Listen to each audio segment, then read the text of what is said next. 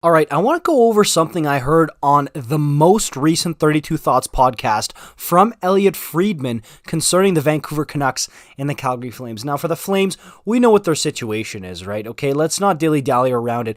We know, as far as the Flames go, they're looking to make another move before the season starts. They have a surplus of defensemen who are making big league money, like Valimaki, who we're going to talk about in a sec, and they're looking for a top 9 forward to round out their forward group here. And on the Canucks side of things, we know that they've inquired with quite a few teams about some defensemen, okay? They acquired Travis Dermott last year. They've got guys like Oliver Ekman-Larsson. They've still got Tyler Myers on the team there. Like, you want to fill around guys like Quinn Hughes. You want to build a young core of defensemen. They've got Rathbone coming, but you want to continue to build on that. So we know, as per Elliot Friedman on the most recent podcast, 32 Thoughts, he said that right after the Flames acquired Juuso Valimaki, Patrick Allvin and the Canucks swooped in and asked about a few defensemen, one of which being Juuso Valimaki, who, as a defenseman right now, it's pretty evident he's most likely getting shipped out of Calgary if Brad Treliving has anything to say about it. I mean, it has not worked from the get-go. Dude gets injured in off-season training a couple seasons back and has not looked anywhere close to an NHLer since. Maybe a fresh start. I mean, we've seen the Flames and Canucks make this type of trade before. Remember Sven Baertschi? Okay, that ended up working out decently for the Canucks. Very good for the Flames, too. Those draft picks turned into some good players. But to me here, I really do think that this is something that might get done. Like, dude, for a Flames team that right now has to re-sign Mackenzie Weegar long-term, and hey, Pat Steinberg on Fan 960 mentioned that you can basically take it to the bank that Weegar's going to re-sign here, and there's going to be some players that they want to bring in, and there's going to be some players that they maybe want to re-sign. I mean, you can't afford to have a guy like Valimaki at over $1.5 million against the cap here. I mean, I understand this is the last year on his contract, and it's very unlikely that he's a Calgary fan next year. But if that's the case, trade him, man. You got to get something for him.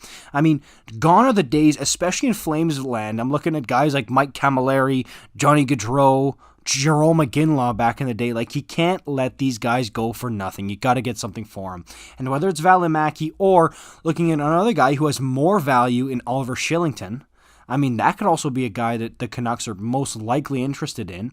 I mean, to me, if you're Vancouver on their side of things, they're looking for a guy who can play in the NHL. Valimaki's a wild card, so he'll be worth a lot less because, look, even in the AHL, according to the guys down there, like Mitch Love, who's the head coach of the Stockton Heat, now the Calgary Wranglers, Juuso Valimaki was not even the best defenseman in the AHL last year. And this is the guy who was drafted first round, 17th overall by the Calgary Flames.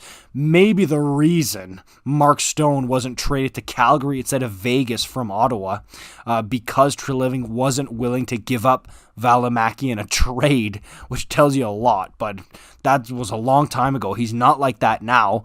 But, hey, for an organization who held him so highly for so long, now it's just a huge fall from grace. His value wouldn't be as high. Shillington, on the other hand, showed a ton of upside, a ton of potential last year. And look, it slipped off near the end of the playoffs. He looked like a deer in the headlights. But before that, Oliver Shillington really looked at times like the best Calgary Flames defenseman during the year. And him playing with Tanev in that pairing, it was money for a lot of times. So I do think if you're Shillington and you're in a trade to the Canucks, you could fetch a second-round pick there. The guy's still relatively young, he makes big league money for sure, but it's affordable for the age he is and the production he's going to give you. But the thing with Shillington is he's basically Quinn Hughes light, okay? Like double light. So do you really need two Quinn Hughes types on your team, or do you need a guy who would be a more well-rounded two-way defenseman responsible with the puck? Because, look, Valimaki's not that, but if he lives up to his potential and he plays decently and plays like he was when he was drafted, he could absolutely be that. And a fresh start might be able to give the kid that, which would honestly be beneficial for him. But hey, if what Elliot Friedman's saying is true, which, come on, it's Elliot, so you can almost take it to the bank that it's true what he's saying.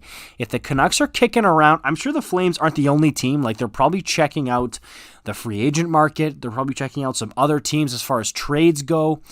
But this absolutely could work out. And we know that the Flames are looking to make one more move before the season starts. This could be it. Man, it would be interesting. I love seeing Oilers Flames trades and Canucks Flames trades. They're always, I mean, even if they're small trades, they're juicy, they're interesting. Let's see it. Bring it on here, hey? I mean, come on. This is bigger than what the Hunter Shinkaruk trade from a few years back. If you're a Flames fan or a Canucks fan, you'll remember that one. But, yeah, I don't know. Let me know what you guys think about this one in the comments down below. I want to hear it. Okay, what's Valimaki worth? What's Shillington worth? Are the Canucks worth it? Should they go get him? What do you think? Make sure you like, comment, subscribe. I'll see you in the next one. Peace out.